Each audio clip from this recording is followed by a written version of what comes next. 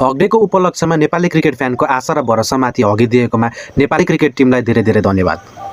यो गेमलाई डिफेन्ड पनि कसरी गरौँ, नेपाल भर्सेस इटाली। त्यो इङ्ल्यान्डसँगको गेम देखेपछि अब त नेपालले डोमिनेट गर्छ, सुपर 8 त फिक्स हो भनेको त इटालीसँग आफ्नो औकात देखाइदिइहाल्यो। मैं गाली नहीं दे सकता। नहीं, गाली नहीं देना। फैमिली देखती है, वरना मैं ऐसे गाली दूं, ऐसे गाली दूं ना, जिंदगी भर याद रखें ये बड़े हुए।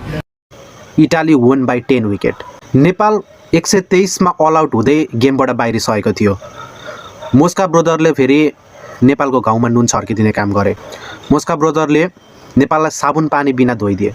नेपाल टिम भयो बलिङ बिलाइक। यो पिच अहिलेसम्म त बलिङ पिच थियो त 81 ब्याटिङ पिच कसरी भयो? Beside this, look at this record.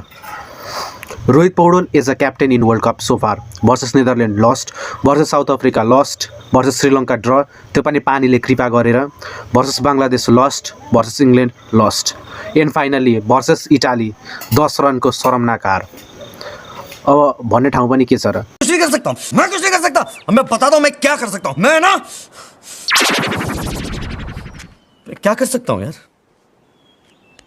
डेलिस्टनले पनि सोच्दै होलान् कि बिथा मैले नेपाली क्रिकेट बारेमा ट्विट गरेँ, यो टिमलाई त केही गरे पनि सकिँदैन। अब सुपर 8 मा क्वालिफाई गर्न त त्रिभुवन एयरपोर्टको नाम फेरेर सुपर 8 राखे मात्रै हो।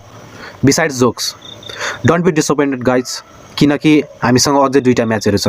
नेपालले डिसअपोइन्ट गर्न धेरै ठाउँहरू छ। More डिसअपोइन्टमेन्ट are coming. 12 वर्षमा त खोला पनि फर्किन्छ भन्छन्, तर नेपालले जित्ने त गाह्रै रहेछ, केही भन्नु छैन।